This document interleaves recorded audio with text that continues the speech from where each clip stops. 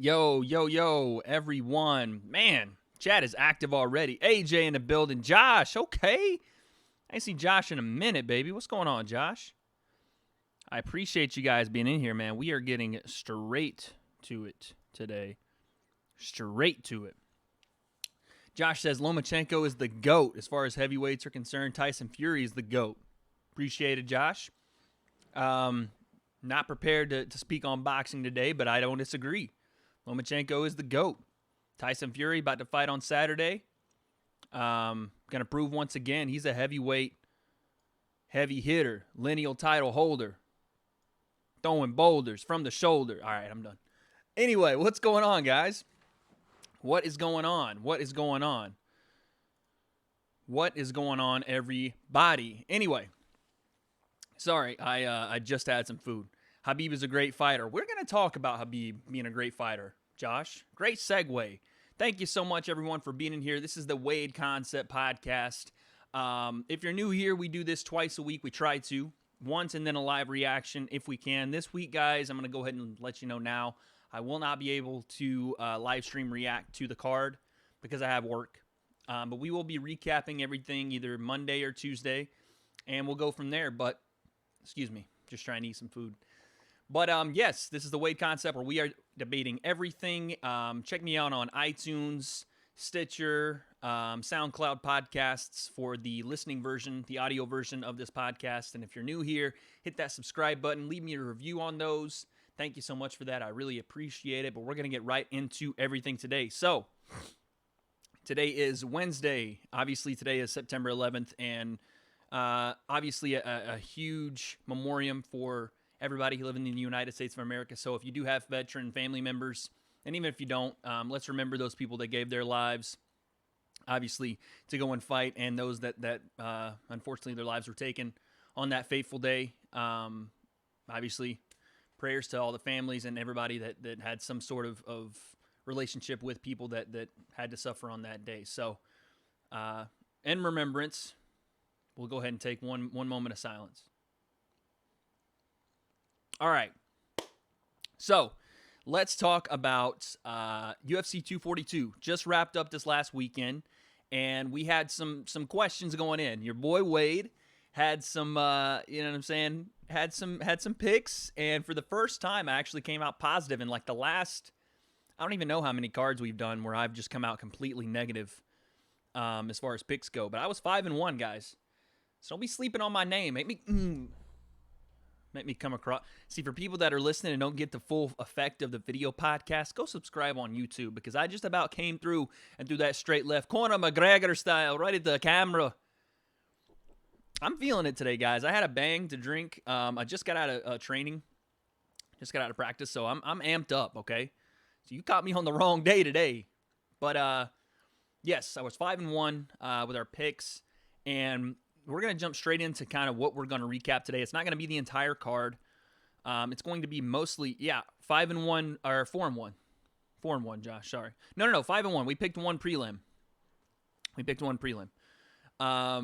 So, yeah, we are going to get straight into kind of what we're covering today, and that is our main event and kind of what stems from our main event going forward. So, obviously, if you didn't watch, Khabib Nurmagomadov, Dustin Poirier, main event, UFC Abu Dhabi. Fight starts basically how you would think a Khabib fight starts. Khabib gets the takedown on the fence. Doesn't do a ton of damage to Dustin, but you can tell it's a lot of overwhelming pressure. No, I'm not 5-1. I'm 0-0. No amateur fights for your boy. I meant fight picks for the card. My fault. But yes, Khabib gets on the cage.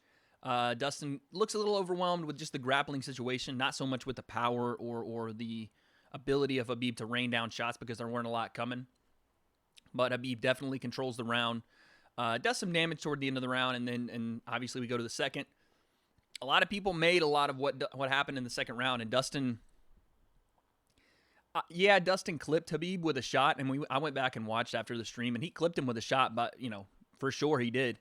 But it didn't look like it hurt Khabib as much as Khabib's just got really kind of wild movement when he gets hit or when he's trying to avoid punches. It's not normal. It doesn't look normal. He doesn't move normally when he's trying to fight off a firefight. Most guys will cover up and slip their head to miss punches. Khabib kind of does this kind of whirlwind kind of around the world type movement with the top of his head with his chin straight back. So it looks like, he's getting clacked and he's wobbled a little bit. So maybe he was. To me, it looked like he got clipped, he got hit, but it wasn't so much him being wobbled as it was him just trying to avoid getting hit more. But props to Dustin. He landed some big shots in the second round. He came after Khabib, but then it looked like, from the first round, a lot of that pressure and a lot of that grappling and weight Khabib had put on Dustin was starting to affect Dustin Poirier.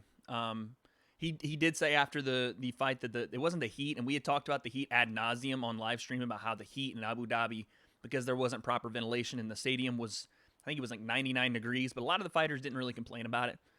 They said it was, most guys like to get a sweat, or most fighters like to get a sweat when they're fighting, so it wasn't so much the heat. I think it was just the pressure and just the top game of Khabib that started to get to Dustin. He started throwing some looping shots and wasn't resetting as much. But, some good work done in the second round by Dustin before an eventual another takedown by Khabib. And some ground and pound started to ensue and that takedown in the second round. And then we come out in the third, and we had an interesting kind of exchange in the third, and that was Khabib shooting for another takedown and Dustin immediately jumping to guillotine. Immediately going into guillotine. And it looked tight. And I'm not going to sit here and act like I'm the most forefront expert on grappling. I'm not.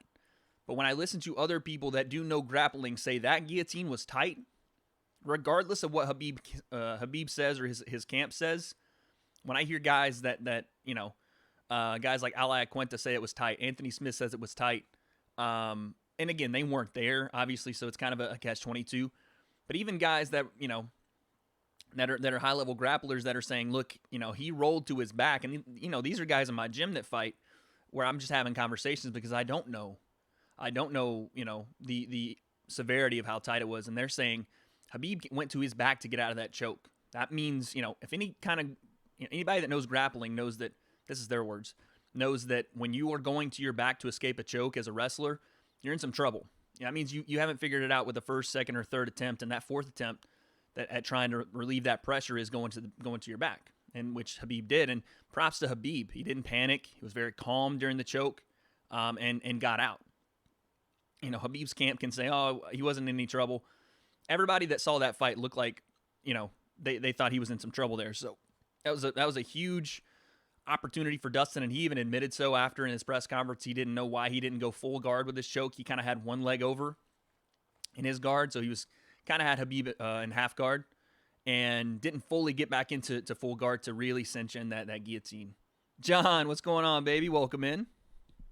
So, a crucial misstep by Dustin Poirier leads to Khabib getting out of the choke and then immediately taking Dustin's back, and possibly Dustin being tired and his arms being gassed from the choke, and maybe just an adrenaline dump after what he thought was probably going to be a huge success for him in that moment, to kind of refocus. It took a little bit of time for him to try to refocus, and in that time, Khabib gets to the back and immediately sinks in a rear naked choke, and that's the fight. And so a huge win for Khabib, 28-0, and obviously after the fight shows a lot of respect, talks to Dustin, talks to the people about Dustin and how he respects him and how he's going to try to help raise money for his charity. All that stuff, amazing stuff. All of it's amazing. So props to Khabib for that. But what we really want to talk about now is Khabib Nurmagomedov, 28-0, has dispatched of all comers handily, except, maybe the Gleison Tebow fight. Ali Quinta gave him some trouble. And Dustin in this fight gave him some trouble. But for the most part, dispatched of everybody. So, and John's kind of right on target. What we're going with our conversation today is Khabib Nurmagomedov, best lightweight of all time. It would be hard to argue no, right? It would be hard to argue that he's not the best lightweight of all time. You do have Tony Ferguson waiting in the wings, and that fight is, and as much as you want to go ahead and crown Khabib, it is a fight that matters, and it is a fight that is going to be competitive with Tony Ferguson. And I know we say this I said it with Conor, I said it with Dustin. I do see Tony Ferguson being a competitive fight for Khabib. But at lightweight at this moment, you have to agree that he's the best of all time. Because as much as his resume might not be, murderer's row, he's been through everybody they put him through. And with the name of Conor McGregor and with the name of Dustin Poirier, he is starting that resume he has is starting to have a lot of weight behind it. With a win over Tony Ferguson, you cannot deny that not only is he the best lightweight ever, which I believe he is right now, you start to have talks about pound for pound, right? You start to have talks about pound for pound best fighter in the world. And the only other name that comes up right now to oppose that is Jon Jones. And the only argument that I would have for Khabib over Jon Jones, and not to say that I think this, but if you're going to ask the question, you need to have an answer for and pro and con. And for Khabib, you look at that lightweight division and you look at some of the wins he has. While they might not be superstar names, they are, starting to become. Well, I said he didn't have Murderer's Row resume. He's starting to have Murderer's Row resume as he goes forward, right? Celebrity names that Jon Jones beat include Rampage, include Rashad, include Chael, include Lyoto. He went through a ton of guys that a lot of people knew and were great fighters. Khabib is starting to run through fighters that are great fighters. People are just now starting to know, right? Dustin Poirier has been a great fighter for a long time. People just now starting to give him his due. Tony Ferguson's been a great fighter, hasn't lost a fight since 2012. People just now starting to give him his due. Conor McGregor obviously got his due from the rip. People know that guy's special. Khabib walked right through him. Rafael dos Anjos, one of the best to ever do it at 155. Former champion at 155. Khabib takes him down 20 times. I mean, he's made it look so easy, and this is the problem that Demetrius Johnson has, a lot of boxers like Lomachenko have, is that sometimes you are so dominant that you do not get the credit you deserve. And while Khabib was asking for that pound-for-pound credit, I think we need to be serious in a conversation and say he might be very close to that top spot. Jon Jones only protects that top spot because he is still active and because he is still winning fights. Jon Jones is not facing the caliber of fighters he faced when he was coming up. Not to say that they're not very skilled. Thiago Santos, very skilled. But the names aren't there right now. Jon Jones, the light heavyweight division, for lack of a better term here, is a little bit light right now. And that's why you hear so many talks about Jon going to heavyweight and why you hear so many talks about Israel Adesanya coming up. And there's not a lot of guys there that people know, that people recognize. Jan Blachowicz, killer. Johnny Walker, going to be a killer. Even Thiago Santos, killers, but no one really knows who they are. And Jon's not winning, going away. He's not winning in dominant fashion. And that might just be him, in his early 30s now, trying to take a more tactical approach and safe approach. But in the end, he is, in my opinion, the number one pound per pound. But the conversation and the spot at the table is now being opened up for Khabib. Khabib is now starting to get that recognition and become one of the GOATs. Like a GOAT, not the GOAT, but a GOAT. I think still Jon Jones is the best of all time. But Khabib is one of the best of all time. Josh says, would love to see McGregor versus Ferguson or Ferguson versus Khabib. Actually, both. Tony's got to get the next fight. Tony has to have the next fight with Khabib. And you're talking to a guy that has Conor McGregor's face right behind him with the proper whiskey. I am the biggest Conor McGregor fan. To this day, I think Conor's one of the most special athletes to ever grace the octagon. And in fairness, I would love to see a Conor Khabib too, but not before Conor has someone else he has to fight. Conor has to fight someone else, and he has to reevaluate or remind people, and for himself, he has to get a fight under his belt. It is not a smart or ideal plan to come and fight Khabib after another 1.5 year layoff. It doesn't make any sense. Conor has to re-engage and reignite his brain and his muscle memory to get back into that cage and figure out what it takes to get that W again. Against a similar style is why I liked his Frankie Edgar call out, I guess. That's why I like that. I like the Justin Gaethje matchup too. Similar styles. Justin, tends to have a little bit better stand-up. I don't know if it's better, but more power in the stand-up. At least it's what he's shown. So I like both those matchups for Conor, but Tony has to have the next shot at Khabib. You cannot deny these guys anymore. And I know Dana, after Abu Dhabi in his press conference, was talking about, well, if Tony wants the fight, we'll give him the fight. And I don't know, exactly what that means from Dana. I don't know if that's a slight hint at saying, well, we're going to try to lowball Tony, and if he doesn't take our offer, then we're going with Conor. I don't think they would do that. I think at this point, Khabib is his own star, and I don't think he needs Conor to sell anymore. Obviously they won't sell on the same level as Conor and Khabib will or would, but I still think that's the fight. That has to be the fight at lightweight, and that fight will, in my opinion, put Khabib either neck and neck with John Jones if he wins as the pound for pound number one, or possibly surpass him. But yeah, that I really was obviously very impressed with Khabib's mentality, the way he was able to stay calm in a situation where, again, these are professional fighters telling me, not me making the evaluation, telling me that Khabib was in some danger. When a wrestler or anybody has to roll to their back from top position to avoid a guillotine, you're in some danger. And so for him to be able to still have that ability to stay calm in that kind of situation, I'll tell you this is just me. If I'm play fighting with Kelsey and she gets me in some sort of one-hand choke, I freak out. I have to get her hands off me. Kelsey's got a nasty triangle low key. You know what I'm saying? You know what I'm saying? Actually, I'm just playing. But she's got, like, if Kelsey were to get me in a rear naked choke, Kelsey's not a grown man. It's 100. I'm not gonna say her weight. She is a female that is a lot smaller than me. I freak out if someone gets around my neck, and I've got a giraffe neck. You can't see it from this angle, but check that bad boy out. Somebody gets on that, and I'm done. For Khabib to be able to not only be calm in that situation, but to not only get out, but then reestablish dominance by taking the back and then finishing, it's world class. World class. John says Conor versus Dustin looks likely. So that's another point we're going into. John, you're just my producer, dog. Like, straight up, you're my producer. You segue perfectly for me because that's right where we were going next. So obviously, Khabib beats Dustin. Pretty heartfelt apology from Dustin Poirier, which we've seen a lot lately. We've seen it from Daniel Cormier and now Dustin Poirier, where fighters are apologizing for losing. And I'll say it dead in the camera, like I said to Daniel Cormier, who's one of my heroes. Dustin has nothing to apologize for. Nothing. The guy went out there and came very close to submitting Khabib Nurmagomedov, one of the best grapplers in the world. And like I said, in a territory he'd never been in an environment he'd never been in a world title fight with the pressure of likes he'd never seen, he performed. And while he didn't come home with the gold and he didn't come home with the strap, Dustin Poirier has nothing to apologize for. He's just a class act. The guy is a class act. So from there, obviously, we're talking about Khabib moving on to fight Tony Ferguson, and when that's going to happen. Some are saying in December, some are saying in February, by February of next year before Ramadan.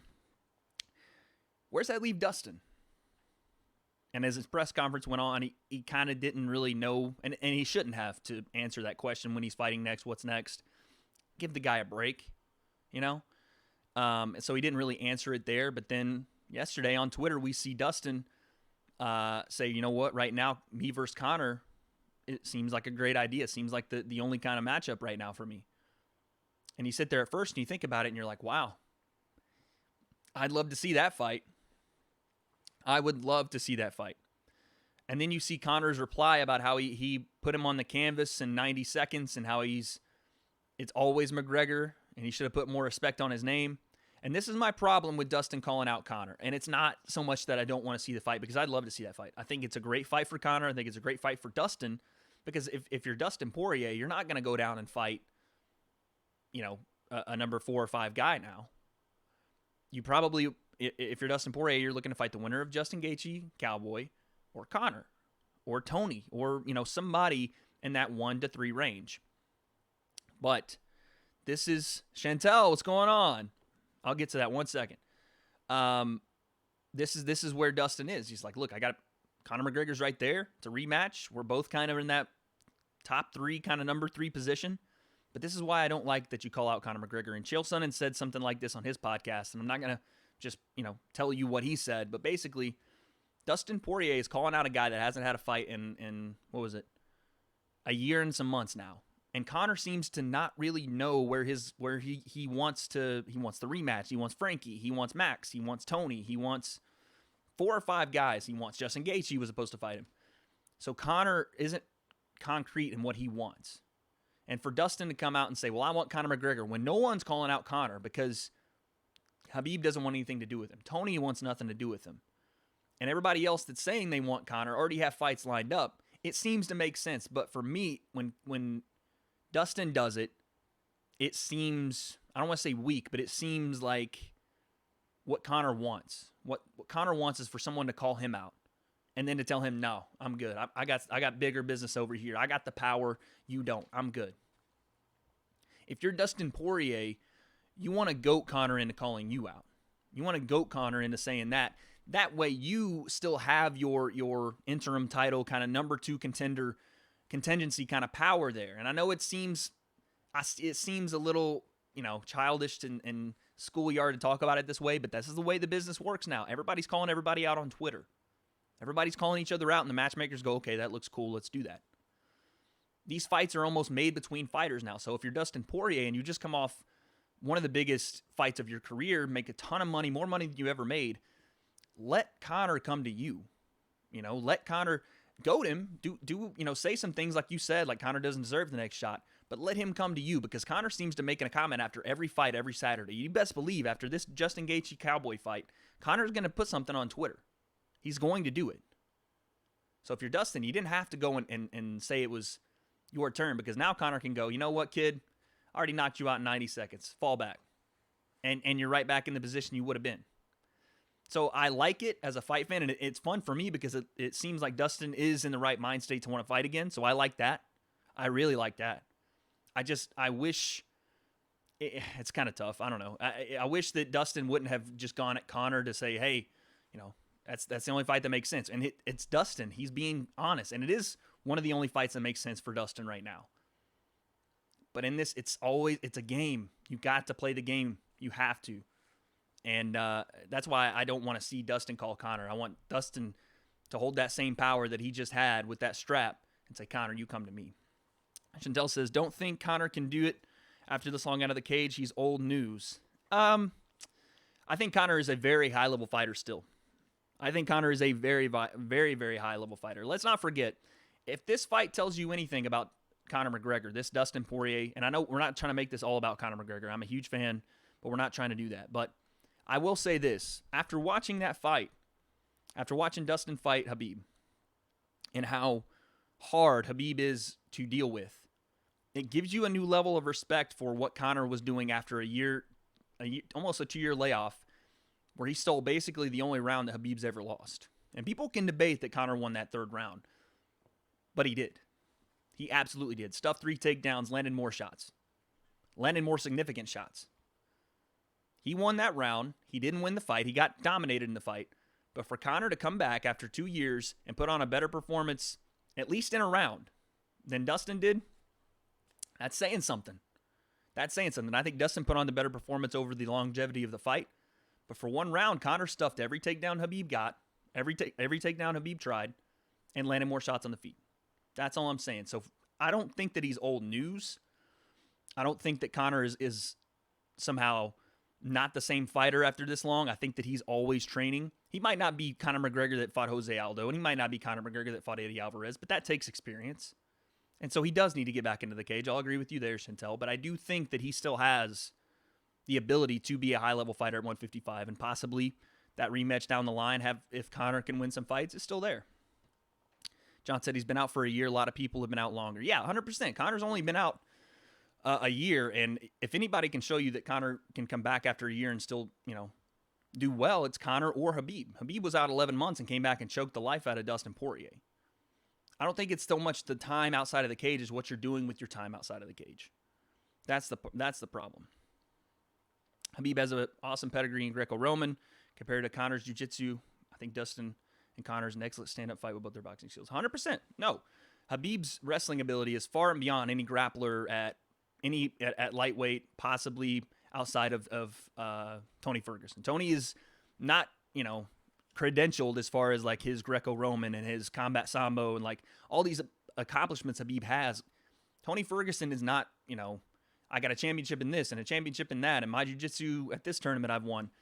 But he's got such a different way that he fights and how aggressive he is off of his back, how he's not afraid to be taken down. And to be honestly, Tony's not afraid to be held down. Kevin Lee held Tony down that entire first round in their interim fight. And Tony butchered him from the bottom with elbows. He doesn't care about losing rounds. He doesn't give 2 shits about losing a round if he can butcher you with those elbows from the bottom and, force you to work on top. Tony has a different mindset as to how the grappling exchanges should be. And this is kind of a segue back into Tony and Khabib, is that Tony will give up a takedown, I think, early to Khabib. I don't want to say he'll just let him take him down, but I think he's okay with being taken down. And I think that because he's okay with it, Khabib will try to transition and get into positions he likes. Tony's very slick off his back. You give that guillotine to Tony Ferguson, and he's putting you away. And then he's transitioning into a Darce or an Anaconda, and he's throwing elbows from the bottom, and he's sprawling, and he's scrambling and shrimping, and he makes guys on top of him work. Whereas in the other cases, the guys that are on top, and especially in Khabib's case, he locks you into positions and makes you work to get to a safe position with him on top of you, because he won't always throw strikes down and batter you from the top, but he's going to repeatedly make it uncomfortable for you. Submission attempt after submission attempt. He grabbed Dustin Poirier by his face and just kept pulling his head around, just making Dustin work and keeping him uncomfortable in that top position. Tony will do the same from the bottom. So it's an interesting matchup, man. It's very interesting for both guys.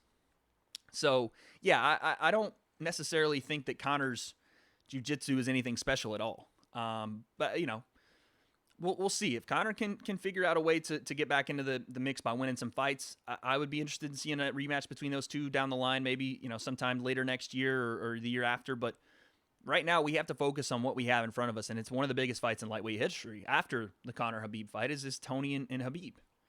It's very interesting, man, because a lot of people don't realize that Tony Ferguson gets better as the fight goes on. Tony is one of those slow starters like a Cowboy and like an Nate Diaz. But when he gets better, it's almost at a rapid pace, right? It's like he just kind of turns up the pressure as he starts to get hit more. I've seen Tony get rocked by Anthony Pettis and then come after Anthony Pettis. It's the weirdest thing to me how he gets clipped by somebody or he gets in some trouble and then comes at you as you're supposed to be pressuring him. He starts to pressure you and puts you on your back foot. And it completely wipes your gas tank when Tony does stuff like that. And for him, his gas tank's on full, on F, the entire fight. My man's a hybrid. He charged up in the corner between rounds. They got the plug in him charging up.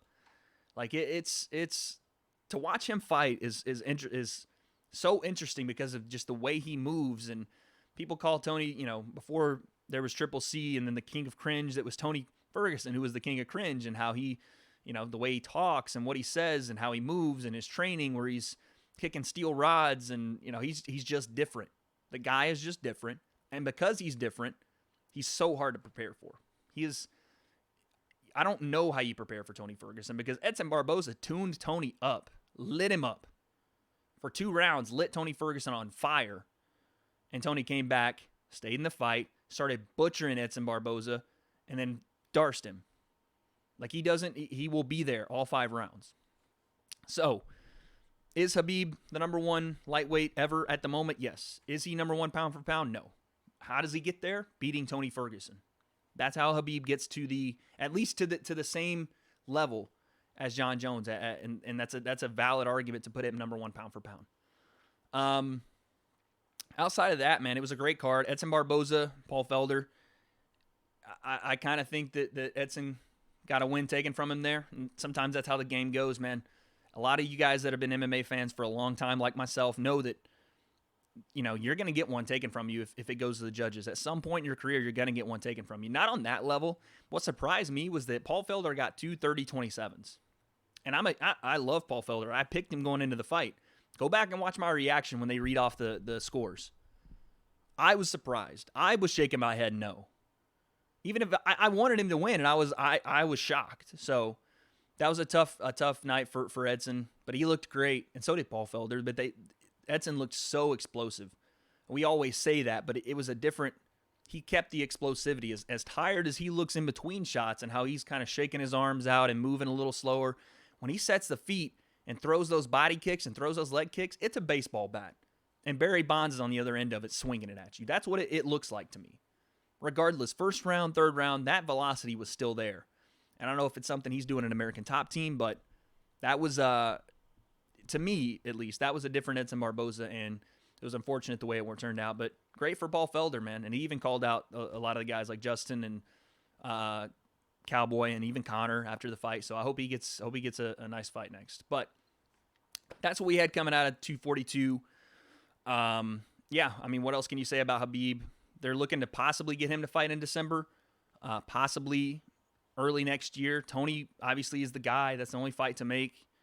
It's just a matter of when and where for them. And then, before we get into this Saturday, we had some stuff at 170, which we learned on fight day. And so we've kind of expanded on it since then. So we're watching the live stream Saturday.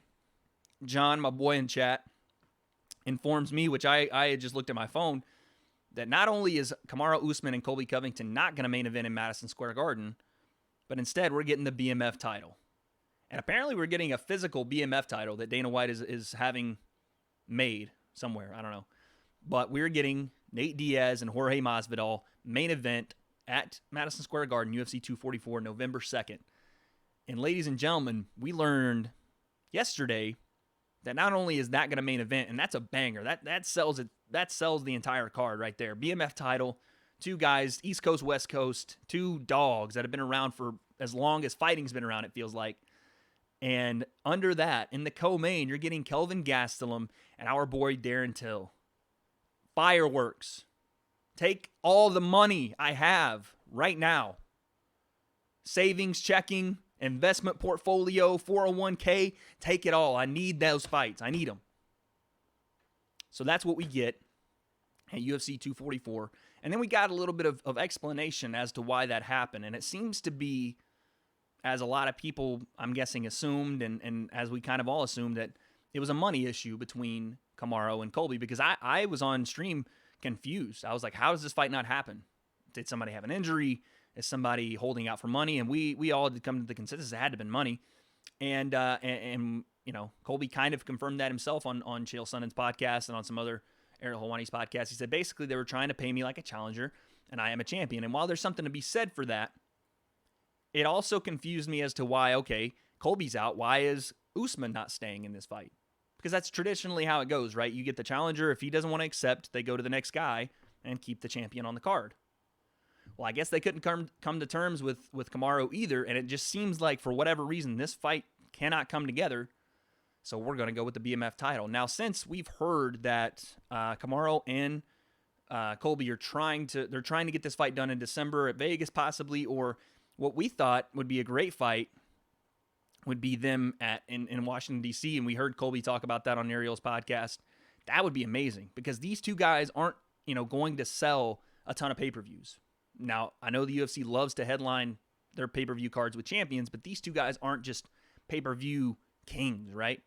Put them on a platform that everyone can see. Not only that, but they're in Washington, D.C., Colby Covington, a well-known Trump supporter. Put them there. The entire Washington, D.C. area is either going to be pro-Colby for the Trump stuff or pro-Kamaru because they don't like Trump, and Colby's associated with Trump, and no one likes Colby anyway.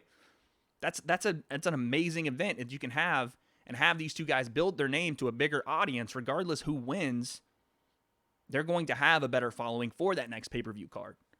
So I love that idea for Washington, D.C. for those two. So we'll see what happens with that.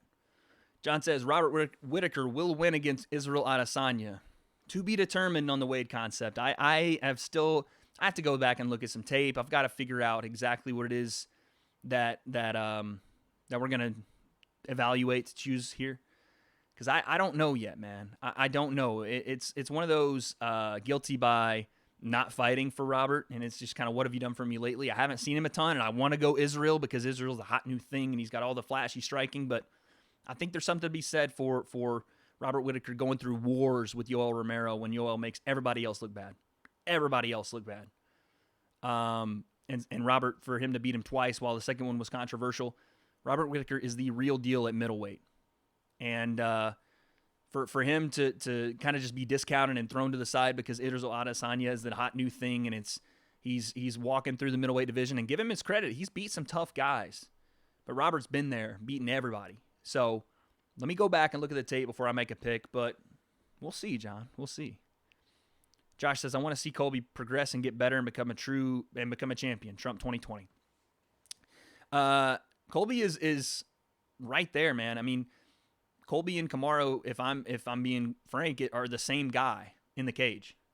Kamaru might possess a little more power, but they fight the same. They fight exactly the same. High pressure. Colby, I will say this. Colby does throw a lot more output than Kamaru does. But high pressure in your face, obviously throwing shots to get to the takedown, to make you work, to get you tired. And in Colby's case, to get back up, throw more shots, get to the takedown, make you work, get you tired, throw ground and pound.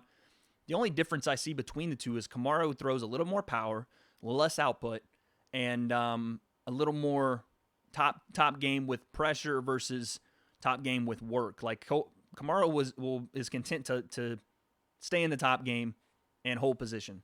Whereas Colby, and he'll rain down some shots, and I'm sure, because it is a heated rivalry, he'll be throwing down some big shots. But Colby is, in his top game, isn't necessarily ground and pound top game. It's, on the fence grappling. It's, peeling your hands away, making you. It's kind of the same stuff Khabib does, but in a different way. He's not necessarily on the ground. He's on the cage.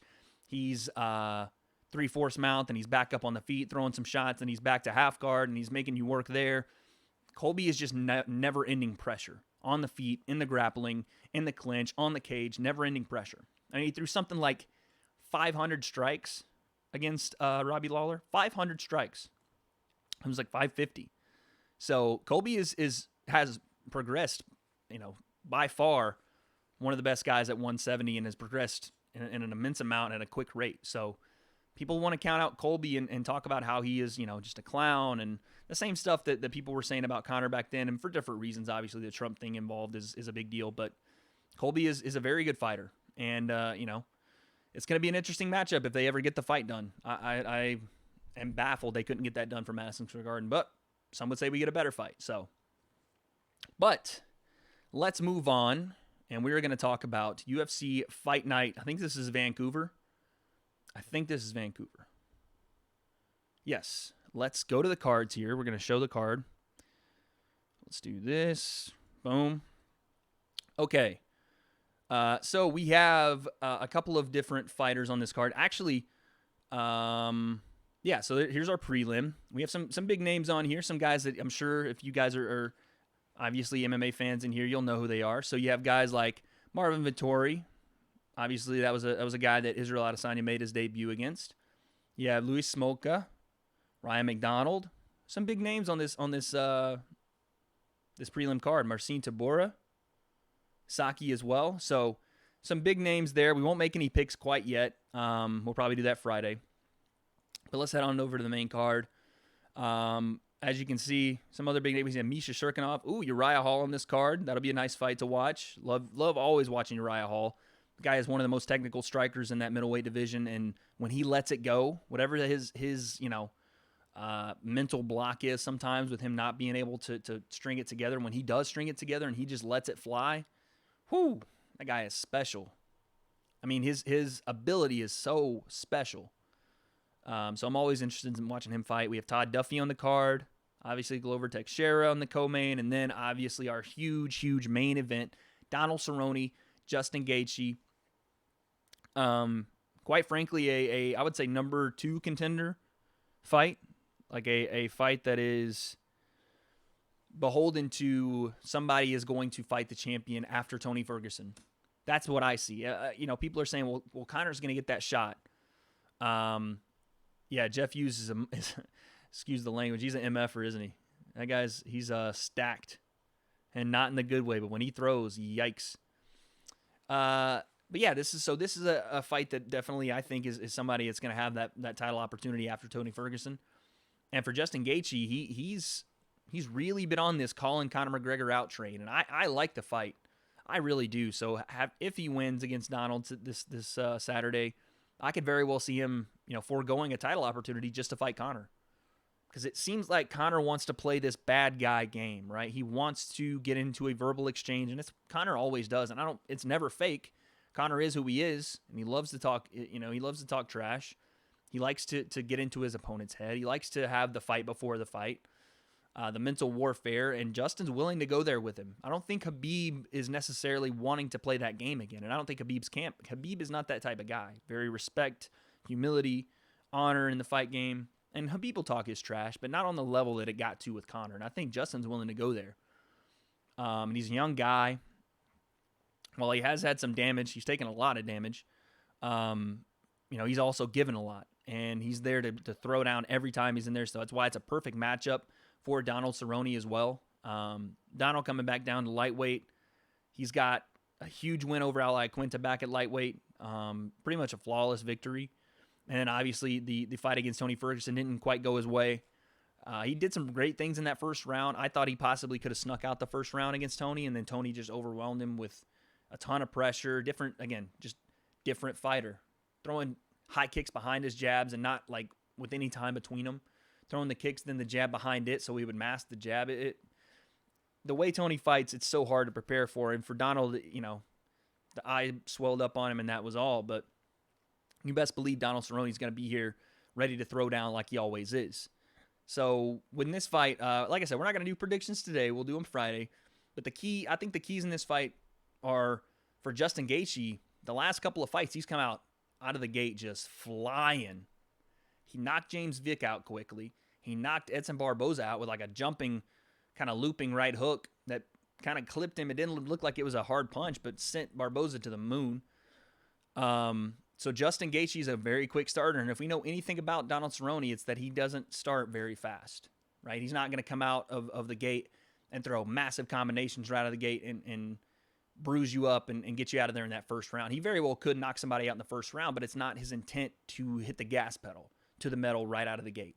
It's just not Donald Cerrone. He's never been that way. Always been a slow starter. So that is where Justin Gaethje, I feel like, thinks his advantage is very early in the fight, and a lot of people do think that. If Justin Gaethje wants to go that route, he could have a shot at knocking Donald Cerrone out, but I do think, and I agree with John here, I do think that Donald, as the fight goes on, it's not that Donald just starts to figure you out.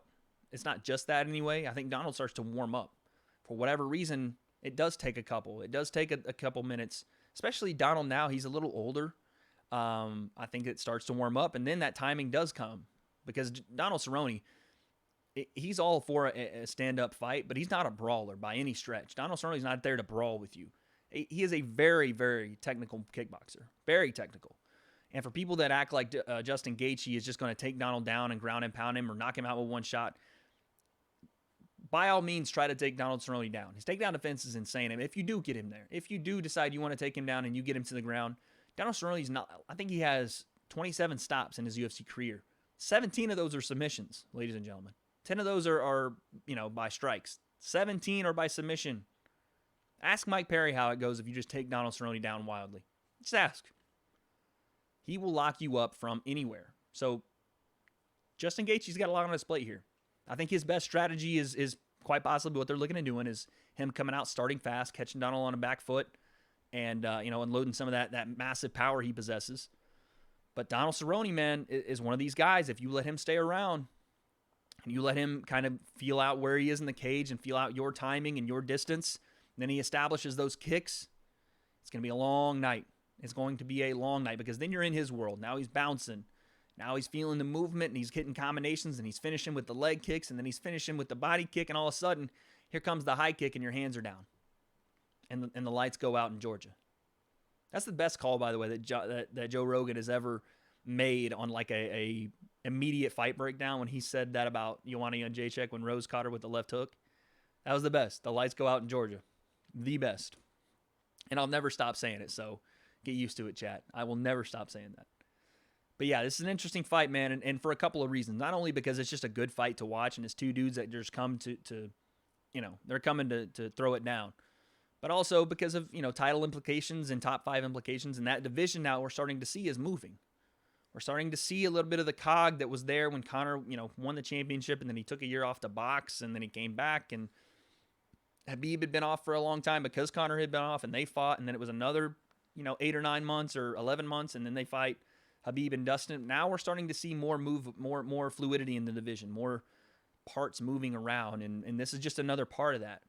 Because, again, the winner of this fight, I think, is right in that number 2 kind of contender spot, right behind Tony Ferguson. So that's this Saturday. I'll watch the first part of the card. I think it starts at 5 Eastern. I have work at 5 Pacific, so I'll get to see a couple of hours of the fights, but then I have to go to work, unfortunately. We would live stream it if not, but I am going to try. So don't hold me to it, chat, because you got to make the money. But I would love to live stream the Jorge Masvidal and Nate Diaz fight. if my boy AJ is down, we might have to do a live stream duel. He's a huge Nate Diaz fan. I'd love to get him in here and see what he thinks and about live streaming it with me. That'd be really fun. Lightweight and welterweight are finally, John. Say it for the people in the back. Finally clearing up. We just have to at 170. We just have to get that title fight under wraps. We have to figure that out because everybody behind them is moving. All the guys 3 through 10 are moving around, but 1 and 2 are just sitting right now. Just cannot figure it out as to why we can't get a fight for them. So, but that was some of the news in the MMA world. Obviously, the Kamaru and Colby fight, Dustin and Conor, interesting. We'll see. I'd like to see it, but I think Conor has his mind kind of fixated on that rematch, and I don't know if he comes back for anything less, and he doesn't really have to. And for Dustin, while he has some sort of weight to hold in that top 1 to 3, it's going to have to be a lot to get Conor to come back. I'd love to see Dustin fight the loser of Tony and Khabib. That'd be a great fight too. Run it back with Khabib if he loses.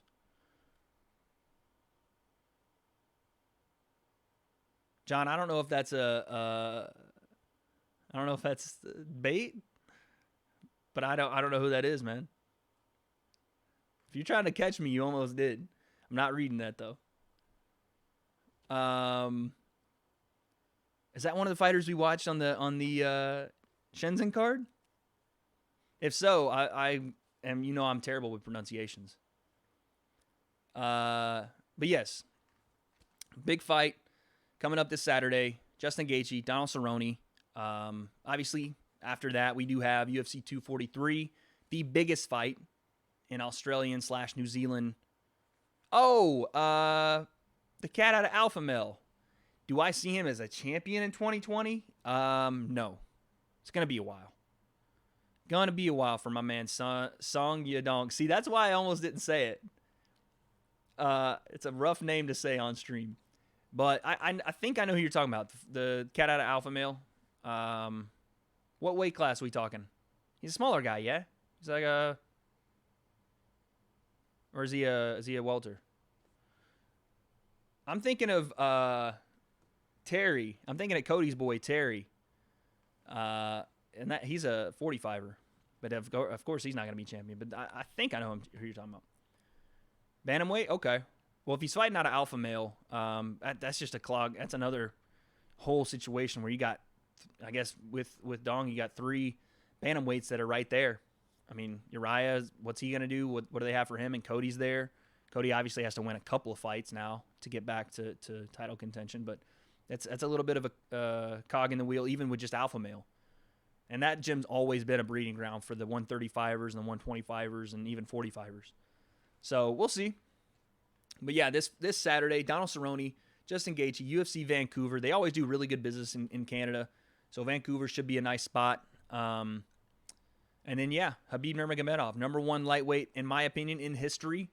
And reaching for that pound-for-pound crown. But John Jones keeping a steady hold on it. They don't have anything for John, unfortunately. It doesn't look like for the rest of the year. I'd heard talks about, just from Ariel and Brett Okamoto for possibly Jan Blachowicz. But it looks like they're going to do Jan Blachowicz now against Jacare Souza. Jacare moving up to 205, so that's an interesting fight. If Joanna KO's Michelle title shot, yeah, I would think so because Rose they don't really know what's going on with Rose right now. If she wants to fight, if she doesn't want to fight, where her head's at, and Joanna is staying active. Credit to Joanna because she's lost 3 straight, I think, 3 straight. And, for her, that you could very easily just walk away from the sport at that point.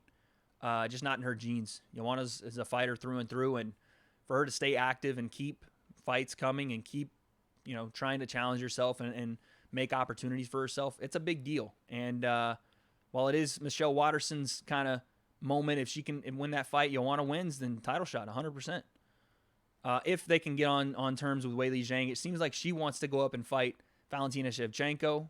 But I think that Joanna would 100% deserve a title shot after that fight.